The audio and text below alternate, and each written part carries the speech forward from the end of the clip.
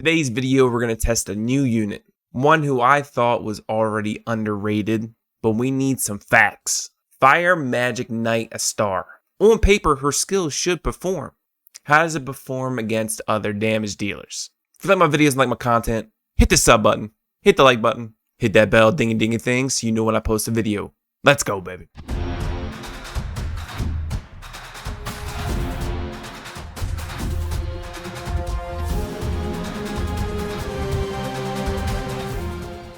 Tip of the day, I need a haircut. It's like a centimeter too long, I can't stand it. At least I got one in game. I bought the bald-headed pack. I figured I'd give back the comp to us. But the tip of the day revolves around the last video about switching your main summoner. Like I said in the video, it definitely changes a lot of things. Because your weapons and sub-weapon cannot be transferred between summoners because they are summoner specific, you're going to be losing out on a lot of monster stats as well. Because on your old summoner you probably had really good 6-star weapons that actually had gems in them. I did remove the gems from the other weapons, however, I don't necessarily want to put those gems on these 5-star weapons. So while I'm farming for raid gear this week, hopefully I'll get some upgrades. Because on presets that I had before, the stats are definitely different. I've had to deal with crit rate and changing some rune sets. Because I had a lot of crit rate gems in my gear. Just something to think about. The more you know. Alright, Fire Magic Knight ASTAR. Let's talk about her skills real quick. First and foremost, she is an attack speed based monster. Her ultimate is based off of attack speed. Her third skill is based off of attack speed. Her second is not, however, her first can be depending on if it procs and the enemy's under 30% health. This used to be 20%, but now she got a buff in the last balance update. This just makes her even stronger when the enemy's under 30%. So in longer fights and stronger bosses, she will be better. But one thing to note about ASTAR is her passive. If her attack speed is higher than the target's, she gets a buff of a 40% attack. So she's only awakened level 9 right now, but her attack is 3,971. These are crappy stats because I'm just focused on attack speed right now. But her passive, because of her attack speed, her attack gets boosted up to 5,559.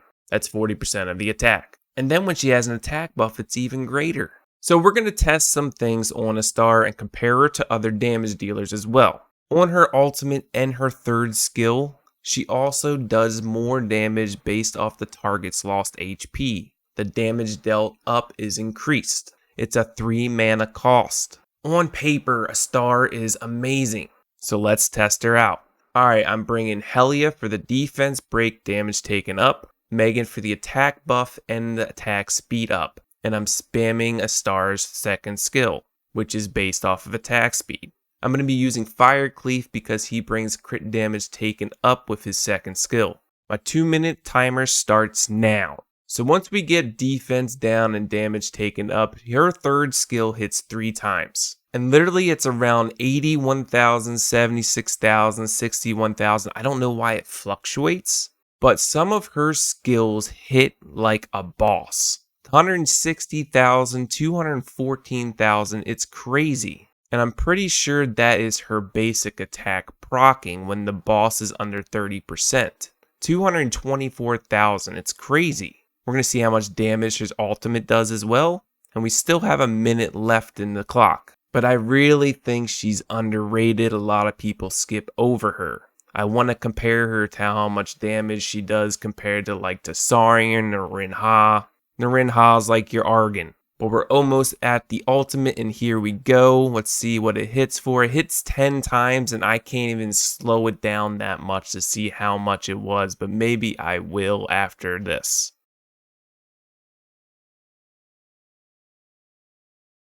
We got 20 seconds on the clock. The one thing that I can't really judge is this boss actually goes below 30% on this bar like multiple times. So maybe I test it in the rocker or something. Alright, we did 8 million damage in 2 minutes. Divide that by 120 and that's 67,350 DPS on average. Now I'm going to give this same loadout to Tessarian, because that's typically what I run him on. We tested this before in the how to build Tessarian video, and we will start this now. We're spamming that first skill, getting high defense break. That's really the difference with Tessarian versus ASTAR. Our 10 seconds left, and yeah, we can definitely tell a huge difference between the two. Fire Magic Knight outperforms Tessarian on a PvE based system.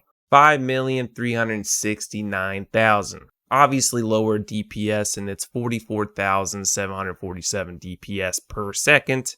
Next, we're going to throw in the Rin Ha and see how she compares to someone like Fire Magic Knight. She's on her crit damage build, not attack speed, but we're going to keep the team comp the same and start the timer now. So she's hitting 92,000, 118,000 with all of these debuffs, and that's 3 times. So every skill she's hitting 330,000, which is more burst than ASTAR. But when the enemy gets below 30%, I think Fire Magic Knight can crush. She was getting hits of like 224,000 just on her basic. That's crazy. Alright, we're at the 1 minute mark, and it's almost around halfway of where ASTAR was. It's really going to see what's going to happen here. I think we're going to have to test this in a raid environment, just because of this enemy HP bar going below 30% multiple times. So we're at 10 seconds, and Fire Magic Knight has done more, but obviously Rin Ha has to deal with debuffs getting more damage. Alright, so definitely more damage than Tessarian and less damage in Fire Magic Knight in this test of 120 seconds, 53,000 DPS on average. I need to bring this into a raid setting to really figure out what does better. Alright, we're going to test this in Naraka, and I'm bringing Fire Magic Knight, Ariel for heals and cleanse, and I'm bringing Megan for the attack buff and attack speed buff. We're going to compare the damage between Fire Magic Knight, Rin Ha, and also Tessarian. We're going to test these and compare the 3.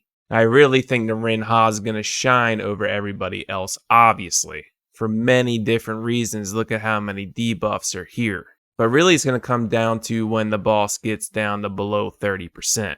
But I think Fire Star will ramp up as well the lower the HP the boss is. Alright, so now we're starting to hit harder at the end, and the boost is definitely there. Now we're going to put her as a non-soul link and see what we can do here, but I'm going to bring in Rin Ha just to see what kind of damage I can put out now.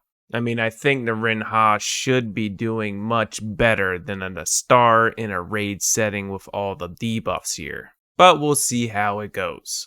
Alright, the lower the Naraka gets, the more damage ASTAR is going to do, especially when it gets below 30%. I want to compare the 2 damage, and it's actually pretty close for a non-soul link monster being able to do something like that. It's pretty interesting to see. It's just crazy when a boss gets under 30%, the damage just skyrockets and she just blows up. She literally beat Rin Ha, and Rin Ha is the soul link spamming her main skill. I don't even really need to test Tessarian to figure this out.